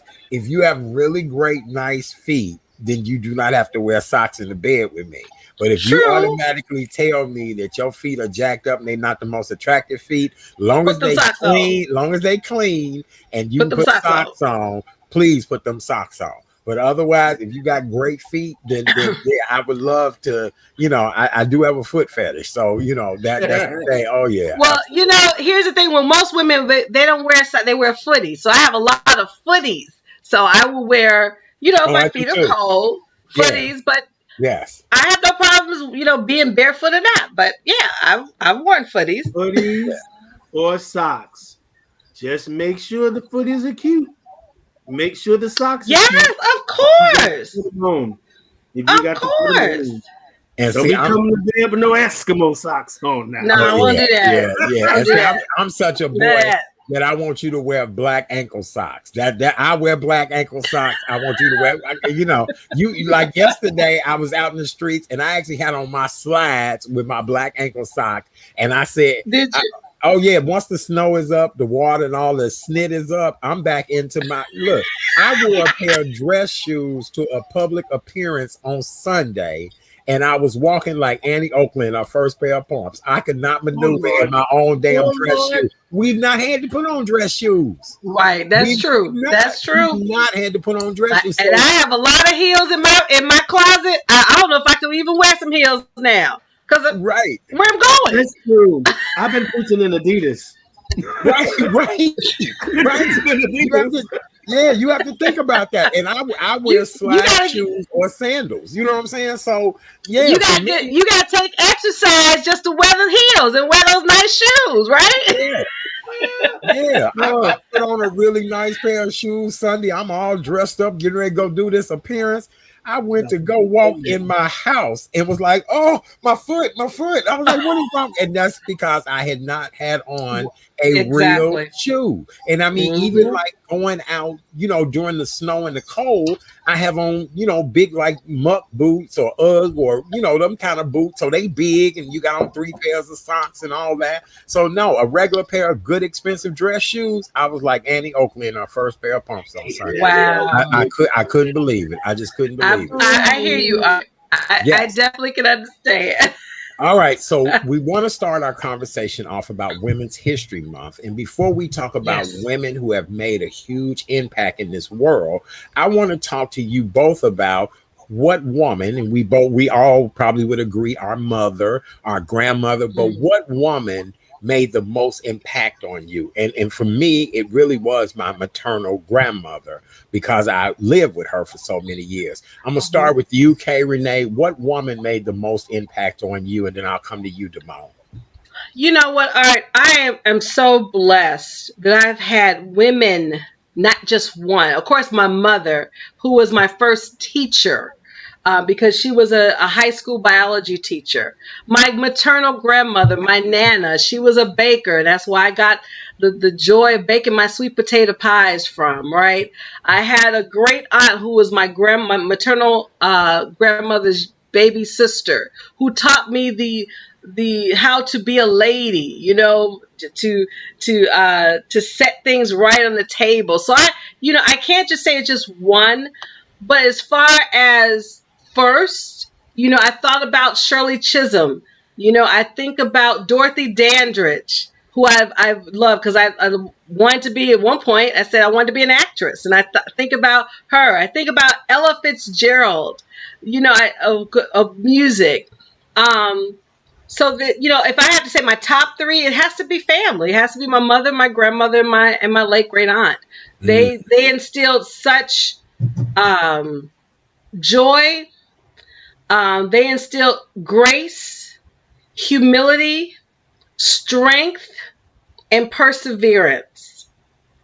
And I'm just very grateful. And even though they're no longer with me here, I'm grateful that I have sisters from another mister that I hang with, that keep me honest, that keep me grounded, and just for me, allowing me to be my authentic self. So I'm, the fact that we have a lot of different firsts, I know we're going to talk about them briefly, but and then of course, my first spiritual mom, the Reverend Dr. Johnny Coleman, who from a spiritual standpoint, she was someone that I just, when I was a young little girl and I looked up at Johnny, she just, had such power, such presence. And then to really not only meet her, but to sit down and talk with her, it was like my live stream to actually had a conversation with Johnny. So I'm just really blessed that I have been surrounded by good, authentic, loving, strong women who knew who they were and instilled that in me, not to be scared, be brave in what you do. So, yeah. Very good. Bishop, my friend, who inspired you? I know you had a lot of male mentors and a lot of people who helped to shape you, but what about the female influences? I wanted to give this woman her flowers while she lives. I just called her while you asked me that question to bring her on the air because most people won't believe this. My preschool principal, her name is Amelia Cunningham. Wow. Cunningham, will you just say hi really quickly? Just say hi, Miss Cunningham. Hello, hi. Hey, Miss Cunningham. 3 years old. We'll say that again, Miss Cunningham. I'll be 87 years old. Praise God. Miss Cunningham looks like she's in her 60s. I saw the picture. Now, listen, oh my goodness. This woman, when I was in preschool, when other teachers could have turned their backs on this wild little crazy kid from the West Side. Yeah, because I thought you were a little off. Listen, we love this with me. Right. She was like, "Yeah, you were a little off." But let me tell you, she never turned me away. Right. And all along my journey, I went to Herzl Child Parent Center on the west side of Chicago. And so then, of course, you grow up, you matriculate, you go to school, you go away. And then Miss Cunningham could show up. She saw me in shows at the Goodman. I opened the Oriental Theater in Ragtime. She's right there. She just sent me pictures from when I did Miss Saigon. I just got these pictures because I moved to a new place. Wow. She just sent me pictures from when she came to see me. And this woman, her and Josie Letcher, who was my 7th grade teacher, have made such huge impacts on me. And I like giving people their flowers. Wow. Absolutely. That's beautiful. I'm on the show, and you said, you said, who's the one? I said, obviously my mother. Right. I said, I want to call Miss Cunningham so that you can hear Miss Cunningham's what. Miss Cunningham, you gonna say because I'm a. That's it. She took us place. She took us to different places, gave us different experiences. Me and another brother, Cornelius. Like she invested in us. Right. Wow. She saw something worth investing in. And so here's the thing. I started acting, and watch this, Miss Cunningham, I'm about to tell him. Got Miss Cunningham in the voiceovers and acting. Got her agent. Oh, wow. Cool. Very nice. See there? I was able to go back and do something for my teacher, for my preschool principal. Yeah. In 95, she did some good stuff. Right. So I wanted to give her flowers while she's still with us. So I was like, let me call her up, and I hope she answers so I can put her on air. Now, Miss Cunningham, because we still have the rest of the show to do. We love you, Miss Cunningham. We love you, Miss Cunningham. Okay, thank you very much. Oh, that was so sweet. You said I was a beautiful person. Yes. So that's what Women's History Month is about. And that's what I wanted to start this conversation off with, because we can give accolades and kudos to a million people. But when we really think about who helped to shape our future, who was there for us, and really, again, my maternal grandmother, K Renée, all of your, relative, and now, you reach back to a preschool principal. Listen, she said you can go on Google and see her now, Amelia Cunningham. Go to Google. We love her. We'll have to have Miss Cunningham on one night. She's a U.S. Air Force veteran. And watch this. So they do these flights. They did these first flights, right? Yes. And she went on a flight as a U.S. veteran. Nice. Air Force veteran. Yes.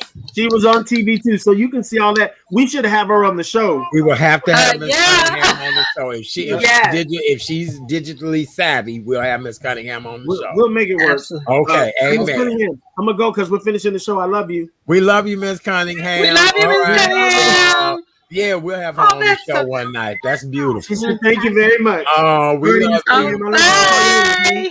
Look, only on this show do the guests bring a guest. Right. Plus, right. I said, let me give her flowers while she's alive. That's beautiful. That is beautiful. That is cool. Yeah, that woman. That was cool. She took us to Six Flags. She had a farm. She took this ghetto kid from the West Side, taught us how to wring a chicken's neck on her farm. Right. She taught us fine dining in preschool. Yep. I knew what forks to use and spoons to use when because of Miss Amelia Cunningham. I owe her. And she made sure. He made sure I stayed. Don't get involved with none of these crazy girls out there. Now, don't do it. You stay to yourself. Right. Yeah. Very good. Yeah. All right, well, K Renée, you have a list of wonderful people, women that we should acknowledge. Bishop, you got a couple of people we're going to talk about as well, too. This is wonderful. Go, Miss Cunningham, fellow Air Force vet. Yes, senior force. Yes, absolute Air Force vet. Yes, absolutely. Beautiful. Yes. Well, let me start off with a few, given the fact that it is Women's History Month. And actually, because of 2020, 2020 was the 100th year of the 19th Amendment, where women's right to vote. So I'm going to start off with that. In the year 1647, guys. Wow. Margaret Brent was the first American woman to demand the right to vote. Even though it didn't happen until 300 years later, but in 1647, she was the first. Do you hear me? The first. So I wondered, did she walk in and was like, look, y'all gonna give me what I want? If not, when I want it, I'll burn this joint down. Right. That didn't happen for another 300 years. Right. And then, wait a minute, and then 1870, that's 200 years later, Louisa Ann Swain was the first woman in the United States to vote in the general election. So first Margaret demanded the right to vote. It took 200 years for this one to get a vote. After the women, it says Louisa Ann Swain was the first woman in the United States to vote in the general election after the women of New Jersey lost the right to vote in 1807. Wow. She cast her ballot on September 6, 1807 in Laramie, Wyoming. Wow.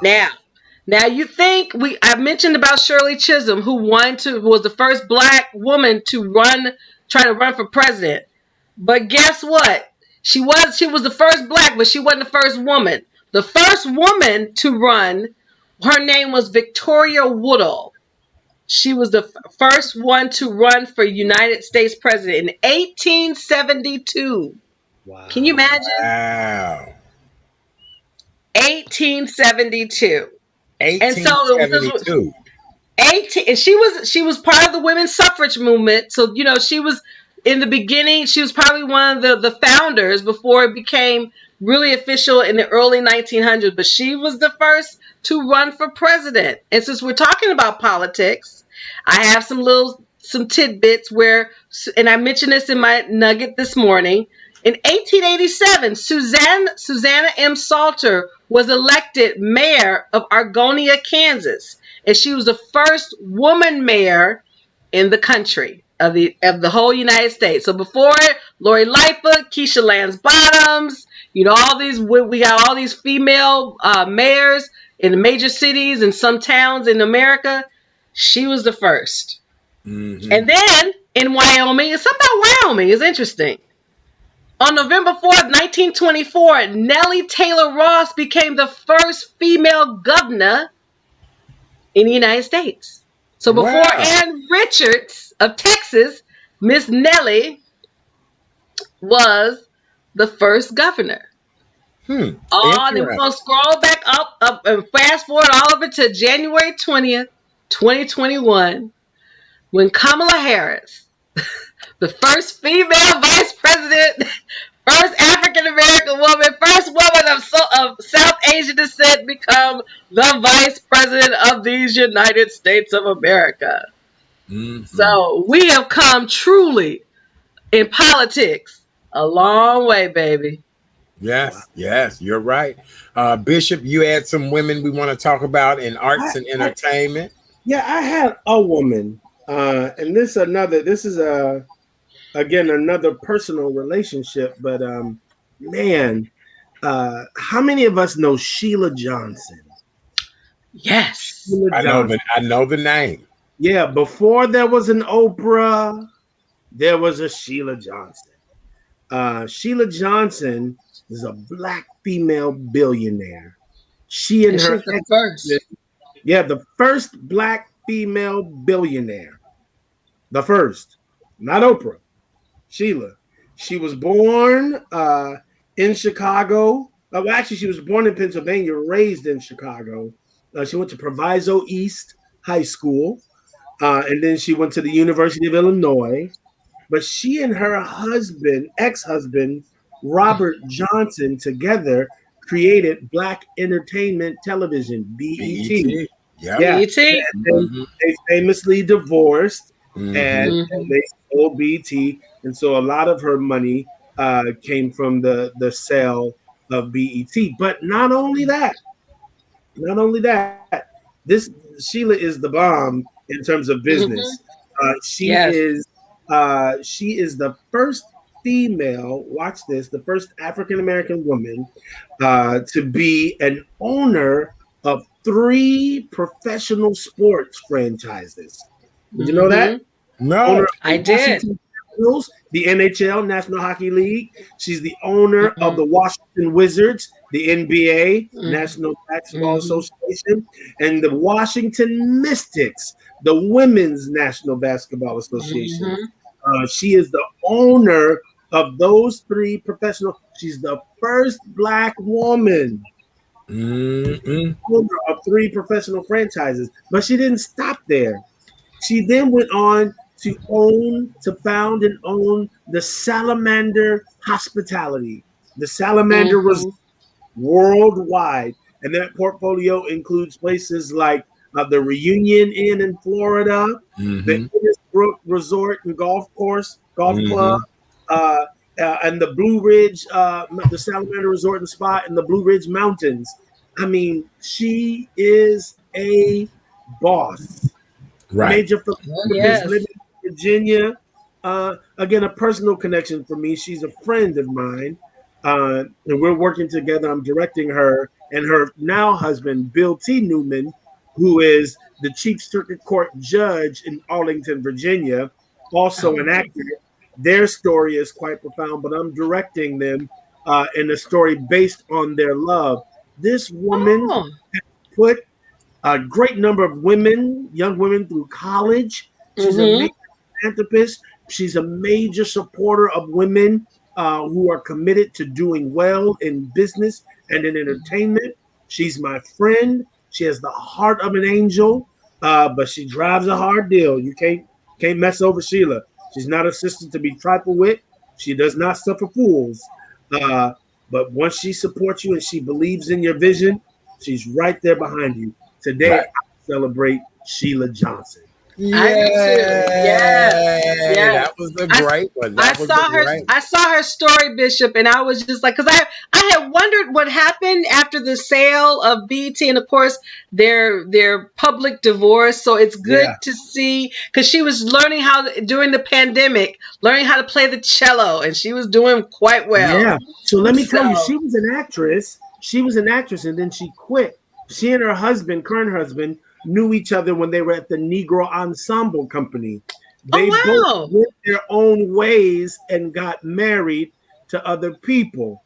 Now, people know this, or this is not something I'm saying out of turn, but Bill, Chief Circuit Court Judge Bill, presided over her divorce.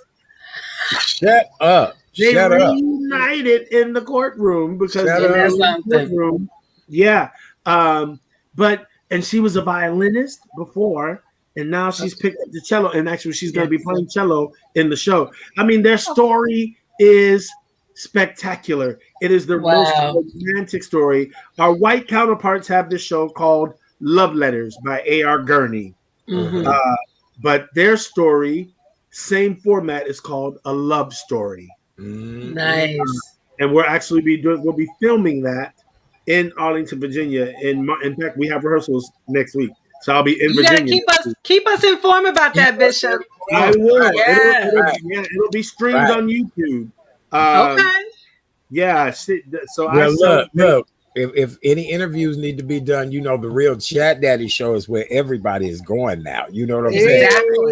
Exactly. We both celebrities on this show, big time. So, yeah, hey. You know I'm bringing it on home. You know how we do it. You know how we do it. Yeah. Amen. Very good.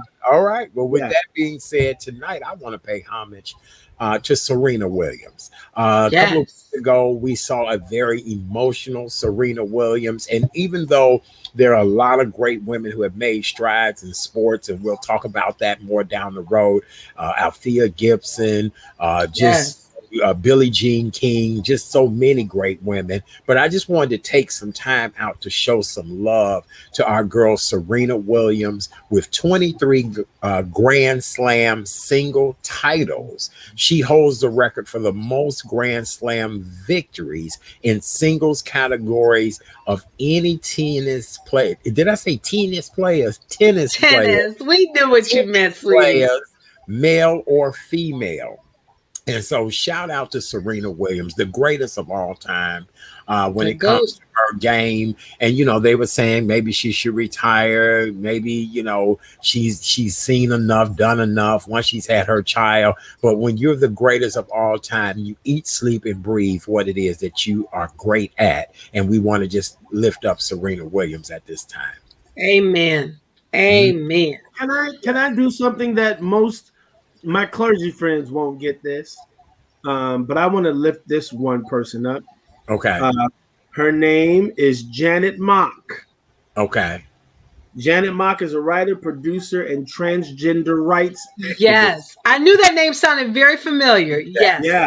She received the Stephen F. Kolak Award at the 2020 GLAAD Media Awards and is one of the leading voices for transgender rights in the 21st century.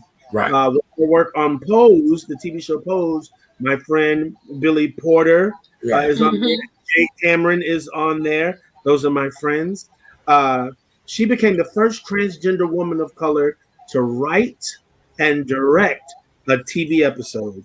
Mm-hmm. Wow. A New York Times bestselling author and signed a three-year $1 million deal with Netflix in 2019. Mm-hmm. I salute our sisters. I know we salute all women, black women, white women, but I lift my hat off. I tip my hat to these transgender sisters who are they're forging a rough road, but they're here. Mm-hmm. Yes. You've often heard me say we can't say Black Lives Matter unless we mean all Black Lives Matter. That's right. All Black Lives Matter. All Black Lives. Absolutely. Plus, right. Brothers and sisters, we have to honor them and honor their place in the world. And so this sister has done it, and she's done it well. And so I lift my hat off to her. Bishops, other preachers who are stuck on stupid, I said what I said. You can hit me up later. All right. Well, All right. that being said, I do want to acknowledge one more woman before we go. There was a woman who made a tremendous impact in the game of radio here in Chicago. This woman would be the late, great Miss Yvonne Daniels, known as the First Lady of Chicago Radio. She was inducted posthumously this past Sunday into the National Black Radio Hall of Fame in St. Louis. Yvonne Daniels was a trailblazer of a woman. She had a 35-year plus career in radio broadcasting. She broke barriers at WYNR, WCFL before becoming a part of the all-woman radio team at WSMD back in 1967. She was the first woman hired as music host at WLS in 1973. She had stints at WVON and at GCI. She hosted mornings at WNUA. We used to love Yvonne Daniels in the mornings. And she did that until her death in 1991. And Yvonne Daniels was inducted into the Chicago-based Radio Hall of Fame in 1995. So we want to remember the life and times of the legendary Miss Yvonne Daniels. Yes. Yes. 95.5. Yes. Yes. Yeah. I love that station. Yes, absolutely. Well, family, I feel like we've covered a lot. There's far more that we can talk about, and we just covered the gamut tonight. It's been a great show. Bishop, how are things looking for Broadway to open back up, or at least off Broadway? Or because I noticed they did something at Madison Square Garden recently. And that was about a week or so ago. They had a basketball game with a limited amount of people. Slowly but surely, even our own mayor here said that she could see people at the Cubs or Sox game this summer. I ain't finna do none of that this summer.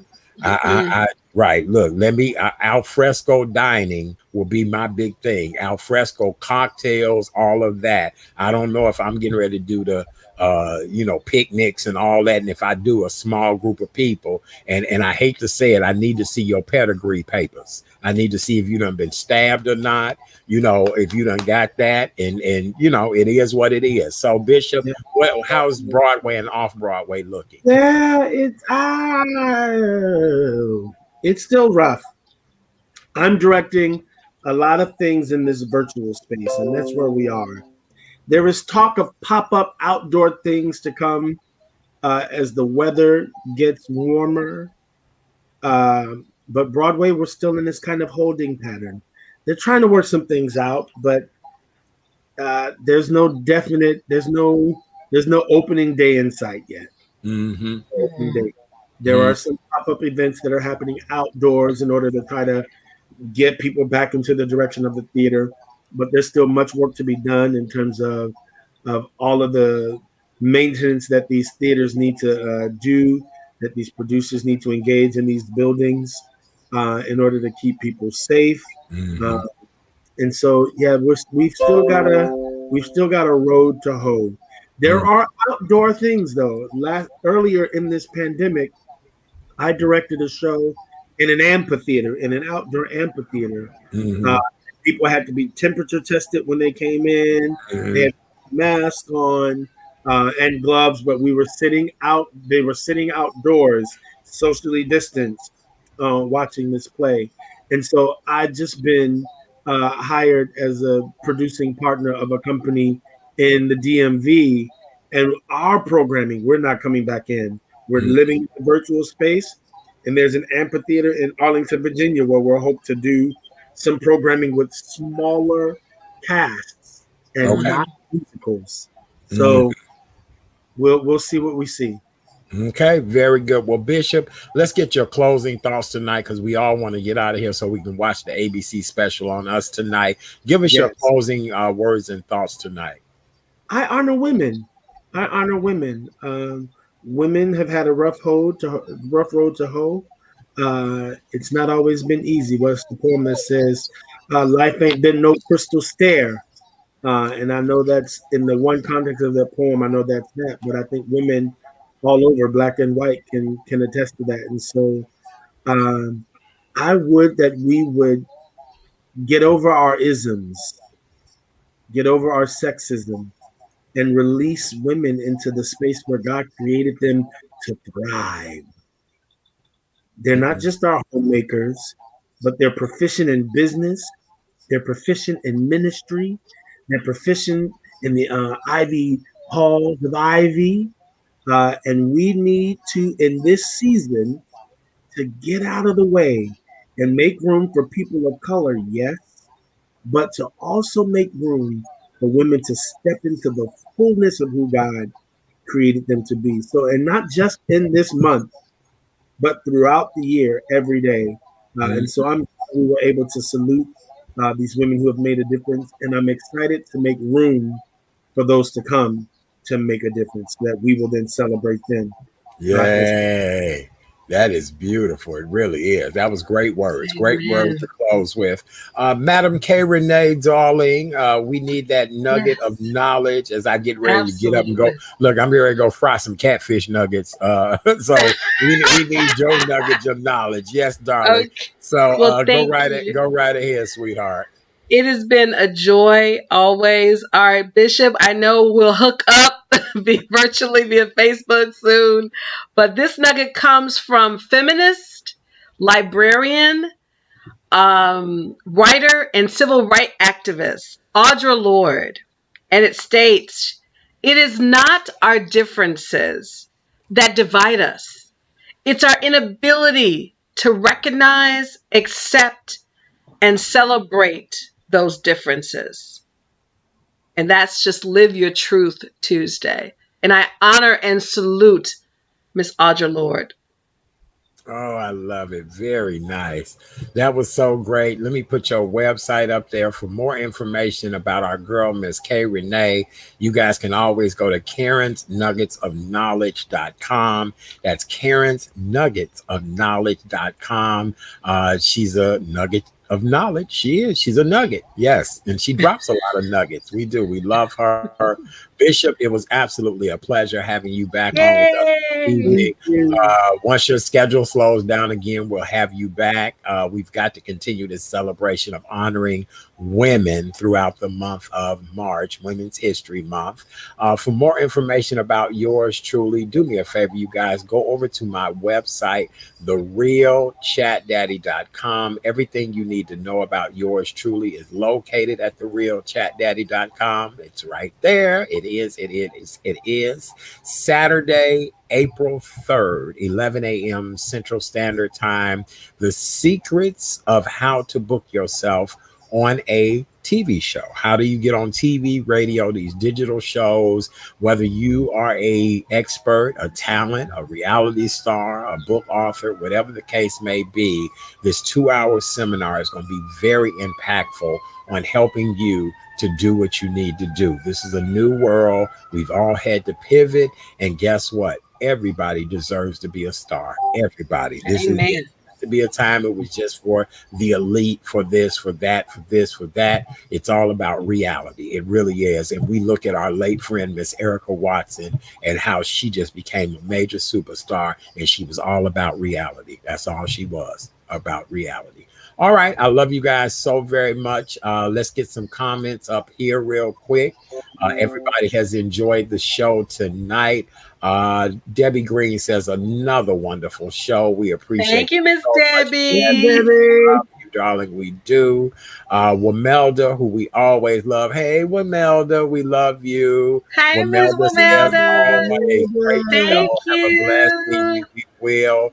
And Debbie Green wants to know, Bishop, did you ever play in the A Christmas Carol at the Goodman? I did a bunch of times. Oh, that's too funny. That is one of my favorite. That's one of my favorite shows, A Christmas Carol. It always lets me know Peter Cratchit. the season. Yeah, you played who? Peter Cratchit. You lying, really? Yeah, you many moons ago. You look like you would be a Cratchit. Yup, yeah. I don't know if I should. I don't know if I should cuss at you or laugh at you. No, don't cuss at me. Don't cuss at me. You know, Debbie, he played the Cratchit, old Mr. Cratchit. Yeah, right. The crotchety Mr. Cratchit. That's who he played. Yes. I played the crotchety Mr. Cratchit. Yes. Oh, Jesus. Right. Right. Yeah, the crotchety Mr. Cratchit. I can't. Yes. It was Peter Cratchit. Yeah, well, yeah. Oh, you played the kid. Oh, the kid. Yes. I thought you played Ebenezer. Oh, that Scrooge is the See, I thought you was Ebenezer. Oh, you thought I was a crappy old Scrooge? No. Yeah, I thought you was old Ebenezer. Right. Listen, I was about 15. I think I first played when I was 14. Then I did it again at 15 and again at 16. So I did 3 seasons of A Christmas Carol at the Goodman. Wow. Okay, then. Yeah. All right. Very good. Yep. All right. Chris wants to know, you watched The Hug with the robot panda. Oh, I did see something about a robot panda that they've created, but we'll have to talk about that tomorrow night. Yes. Oh, Debbie, I go every year too. Every year, that's my official kickoff of Christmas. It really is. Oh, absolutely. Yep. I love going to opening night of A Christmas Carol. I really do. All right. Well, on behalf of both of my co-hosts tonight, Mr. Bishop DeMone Serafin, coming to us from New York City. We are honored whenever he's able to join us. The beautiful Miss K Renée Mason of Karen's Nuggets of Knowledge. We just love her. We really do. We'll be back tomorrow night, Wednesday night. We'll meet Jojo's seasoning, wonderful seasonings. I'm getting ready to go now and cook a little something. And then we'll have our good friend, Mr. Tony Hill, back. Touche is what he does. And he'll talk to us about health and wellness. He's a great guy. He really is. All right. God bless you all. Don't forget to wear your mask. Please wear your mask. My closing mask tonight says censored. You know, sometimes they try to censor me, but it's my own show now, so they can't censor me. Absolutely. So here we go. Censored is what it says. Make sure you wear your mask. Make sure you're cleaning your hands. Soap and water is the most important thing you can do. If you don't have soap and water, hand sanitizer will work. We're considered sexy sanitizers on this show. We have an OnlyFans page that you guys can go to after midnight and watch us rub our hands nice and slow. Look at this, Bishop. See? Look. Right. And then lick your lip. And lick your lip. Then wink. Yes. Right. Dry your hands. I need a manicure really bad. I do. Dry your hands. Social distance. I ain't gonna be preaching nowhere in Chicago. No. Right. Social distance.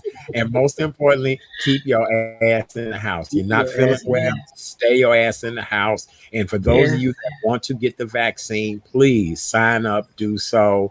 And I'll be surprising you guys very soon. All right. I'm telling you, because it's all about us trying to get back to some normalcy and living our lives. Okay. God bless you all. We love you all. We'll talk to you tomorrow. Bye. Beautiful people. We love you guys. Take care.